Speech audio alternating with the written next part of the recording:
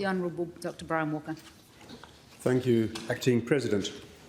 Now, I think, Acting President and members, you'll be very happy to hear I will not take nearly as long to give our point of view. But you might not be happy to hear that I'm not of a mind, at least in our party here, to support this bill as it should be. I have been through your explanatory memorandum, the second reading speeches and the bill. And I see the intent, I see the good nature, the good intent there, but certain things cause me concern. Now, the first thing which bothered me, I have to say, is that the concept, this is actually a COVID-19 bill, and I struggled to find a reason for that. The urgency simply wasn't made clear to me. Now, you might then say, for example, if there was a glut of projects and so many people urgently wanting to work, that you can see the reason for forcing us through in this time to allow the business to go ahead and for people to actually make their living as they should do. But that's not the case just now. We have actually long delays at the moment, and the urgency for this bill actually strikes me as being somewhat forced. And the second thing which bothers me is that it seems to me to be at some risk of favouring the mindset of the developers rather than the mindset of the local organisations, local government. With local government itself, I have been in some extensive consultation with a number of local governments and people who know the business. And there are, I think, a number of common themes running through that. And one of those themes is the lack of consultation. Now, you might then say, but we have consulted, and I'm sure you are correct in that. But perhaps we're talking about consultation to different levels. At the moment, I'm seeing a building industry just now which is looking for support, but local governments which are looking here for what is right for the community. So in my case, the key concern centres around the lack of community involvement.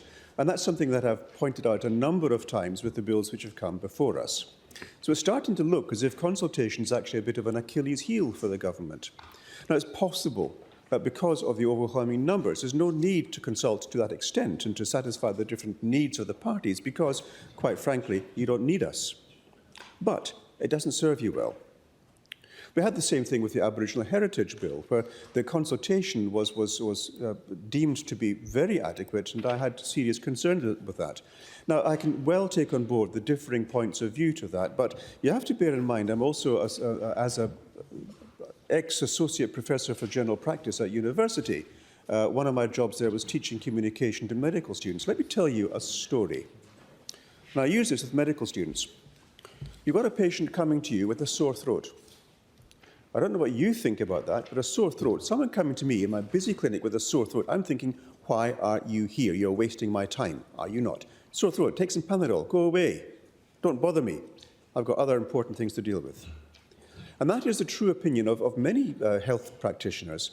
They hear the superficial, but don't go down into the depths of it. Which is why you get the 6-minute medicine. And indeed, I believe we might have the 6-minute government here, in that the communication is of that superficial nature. Let me explain this. I point out to the medical students the quick question here, why do you think this person has come at this moment with this particular problem, ostensibly wasting your time? There has to be a reason. And when you simply ask an open question, a number of answers come out. One may be a complete time waster. I want some time off work. Give me a sick note. That's true.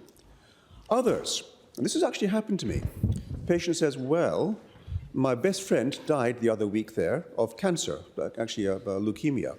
And his symptoms started with a sore throat, which no one paid attention to. And he was frightened, scared. He had leukemia and was going to die the same death his friend. Now, when I was in Hong Kong, I had other people coming with a sore throat. Why have you come to me with a sore throat? What's the reason for now, today, coming with a sore throat? And the answer was, well, I'm flying to Singapore tomorrow, got a business meeting there, some $1 billion American on the line, and I'm holding the presentation. I want to be able to speak. Same sore throat, very different reasons. 3 reasons. Well, there's many different reasons. And so the problem I'm teaching to medical students is not asking closed questions, but actively listening and asking open questions, and getting to what we call in the medical profession the hidden agenda. And many of you will have personally experienced going to a doctor, seeking some assistance, finding yourself with a script or a referral, but your problem hasn't actually been dealt with. This is very, very common. The number of times patients say to me, "Doctor, you're the first doctor who's listened to me." And that's tragic. And I fear that this is the same thing we're seeing in government. Not because of any malintent, not at all, but simply because the process of consultation is not about asking questions and writing a report. So I consider myself a friend of the government. Indeed, I respect greatly the government benches. And as a friend, it would be remiss of me not to point out where I think you're falling short. That's what friends do. And I think this Planning and Development Bill is actually a case in point where we could do better. Now, what you have done, however, is achieve the impossible. Now, the impossible, it's like setting fire to water. You've managed to unite WALGA and LGEMA, who are both fighting each other, and they're both united in their stance towards this bill, which is one of concern, of opposition, both strongly opposed. And these are key stakeholders. They're important people in this consultation. Both are against this. And that really should be a warning flag, at which point I would tell the junior doctors, sit back, listen, ask, what's really going on here? Rather than ploughing ahead, here's a script, I'll see you in 2 weeks' time, next patient, please. It's a red flag. Now, the WALGA put out a media release last week, I think it was, and for the sake of Hansard and the public record, I'll quote from it now. It said, the headline was, "Extension of State Government Planning Powers Shuts Out Communities." Well, that's a fairly big red flag there. And it goes on to state that the introduction of legislation that will extend special COVID-19 planning powers will remove local governments from important planning approval processes and effectively silences the voices of communities on major planning decisions in their towns and suburbs. That's WALGA. It warns, and again, and I quote, "WALGA has expressed disappointment and concern at the state government's announcement, which will reopen the State Development Assessment Unit pathway for significant projects until December 2023. And the meat of the complaint is that local governments develop local planning schemes in close consultation with their communities. Now, that's maybe a difficult concept to grasp, but it's one that I certainly appreciate, and I believe our whole community does. Working with people one-on-one, as I have been doing, this is an essential part of what I do, listening to the people. But WALGA continues. These schemes reflect community aspirations for future planning and development in their towns and suburbs, and strike a balance between growth and protecting the unique character of our neighbourhoods. We cannot see a reasonable justification for the extended use of these extraordinary powers, particularly the argument that the existing planning approval pathways do not provide sufficient certainty for industry.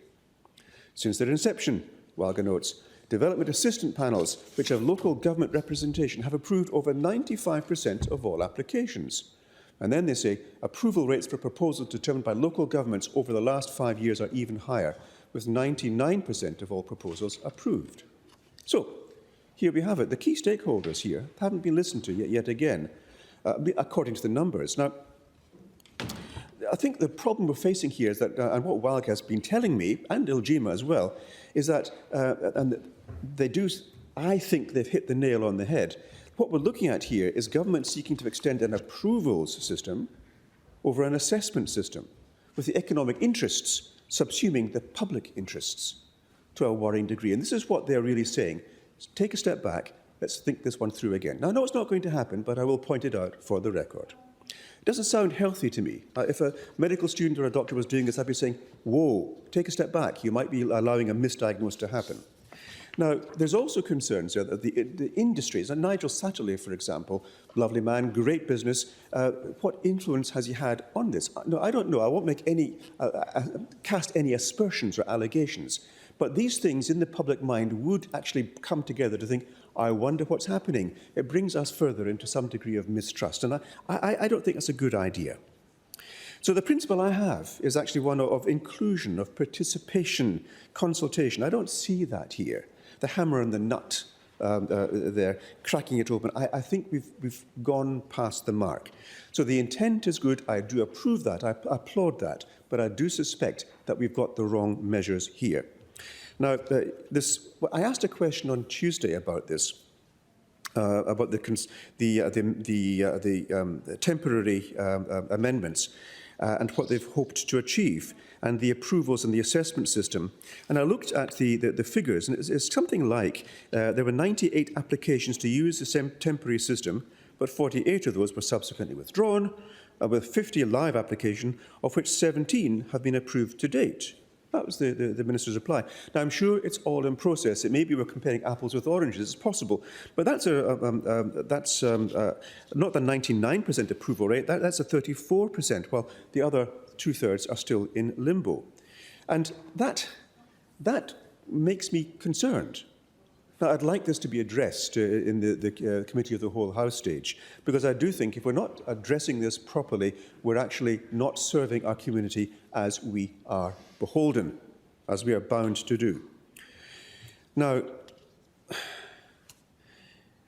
if we're going to, the final point here with this COVID-19 urgent bill, what I was saying yesterday in this House, is that the measures we're taking here, with this fear of the COVID, the things that are being brought in, the emergencies that we're creating here, I think we're rushing through a bill based on that irrational fear, while we could be taking a step back, taking a more leisurely look. We have control. I praise the government for the control they've had over COVID, and indeed all that they're doing, but we ought to be careful not to rush into this and miss some important aspects of what could be excellent legislation. So I'd like our community to get back to normal. I'd like our local governments to be able to manage local communities without the interference, if like, from government, be responsive to the local communities rather than actually following a tick-box system here of an approval system. And so for these reasons, and others have been outlined before, I will not at present be able to support this bill, and I do look forward to explanations in the second reading stage.